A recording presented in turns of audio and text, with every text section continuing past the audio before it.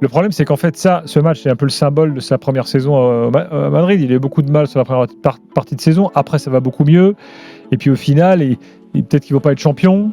C'est mal barré. Encore une fois, ils ne gagnent pas la Ligue des Champions. Vous pouvez me la faire dans tous les sens que vous voulez. Sa place n'est pas en numéro 9.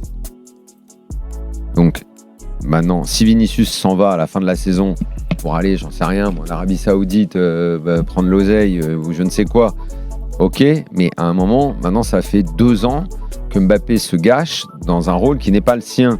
Il a souvent dézonné encore ce soir. Il fait ce qu'il peut, il met les buts, il en met encore une 30aine cette année. Il y en a qui sont magnifiques, il y a des bons matchs, il y en a qui sont super faciles. Et bon, bref, à partir du moment où tu es devant, c'est normal que tu mettes des buts, quoi. Mais combien de temps va-t-il se gâcher à jouer dans cette position-là ? Soit il retrouve un vrai physique, une vraie condition physique et il n'est pas loin de l'avoir complètement. Il n'est pas comme au début de l'année où il avançait pas quand même. Et il rejoue dans sa position, celle qui a fait sa gloire.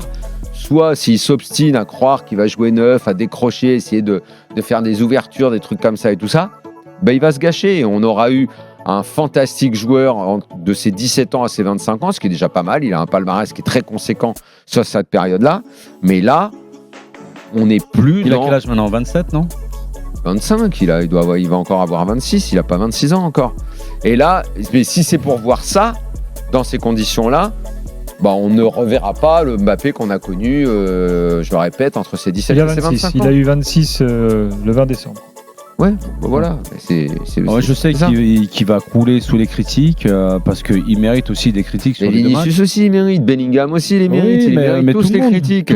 Toute l'équipe, Ancelotti pareil, il n'y a personne qui doit s'exonérer. Là-bas, il n'est jamais revenu de toutes ses blessures. Le seul qui a été, à mon avis, au niveau sur les 2 matchs, c'est Courtois. Oui. Courtois, alors qu'il revenait de blessure. Sur les 2 matchs, il fait quand même pas mal de parades. Il arrête le penalty. Ouais, bien sûr. Mais il n'est pas aidé, quoi. Je veux dire, l'ensemble de l'équipe, l'intégralité de l'équipe n'a pas été au niveau et très très loin du niveau affiché de Real Madrid. S'il lui reste juste le fait d'être méchant. Rudiger, attention, c'est peut-être offensivement, c'était peut-être le plus dangereux. La question, Gilbert. Il est juste là pour mettre des gifles. La vraie question, Gilbert, en ce qui concerne Kylian Mbappé, parce que c'est un débat qu'on avait fait la semaine dernière dans Rotten sans flamme. Et moi, j'étais pas d'accord avec ce que disait Jérôme. Ou est-ce que c'est la responsabilité de Kylian Mbappé, son arrivée au club ? Est-ce que ça a perturbé l'équilibre de l'équipe qui sortait d'un titre de champion d'Europe ? Est-ce que c'est lui l'unique responsable, le principal responsable de l'échec du Real Madrid cette saison en Champions League ? Moi, la réponse est non. Je vais te dire que non. Parce que l'effectif est bancal. Franchement, il faut être complètement idiot pour dire un truc pareil. Honnêtement, Pour dire oui, tu veux dire. Pour dire un truc pareil. Oui. Pour dire que c'est lui qui est. Oui. Est-ce que tu penses que ça a été une erreur de le laisser de partir ? Vu la guerre entre Nasser et Kylian Mbappé, est-ce que tu penses, quand tu vois ce que tu vois au Paris Saint-Germain, est-ce que tu penses au contraire que celui qui a été le plus gagnant, c'est le Paris Saint-Germain aujourd'hui ? Ça, oui. Mais personne n'aurait pu le prédire. Tout le monde disait en début de saison, du côté Paris Saint-Germain, il n'y a pas le PSG, il n'y a plus Kylian Mbappé, comment ils vont faire ? Ils repartent sur un projet, ça va prendre du temps. Et regarde aujourd'hui, personne n'aurait pu deviner 7 mois après. Moi, j'ai jamais cru qu'un joueur qui part, ça fout en l'air une équipe si tu réussis à travailler pour tout le projet se concentrait autour de Kylian Mbappé. Non, aujourd'hui, c'est un projet collectif. Il était en train de se construire autrement et des individualités se sont substituées à lui. Les buts qu'il marquait sont marqués par d'autres et notamment par l'explosion de Dembélé. Mais bon, moi déjà quand c'était en 2020 ou 21 quand il avait les premières fois où il avait dit qu'il devait partir, j'ai dit attends, si tu veux partir, pars. Moi la première des grandes erreurs c'était retenir de force quelqu'un.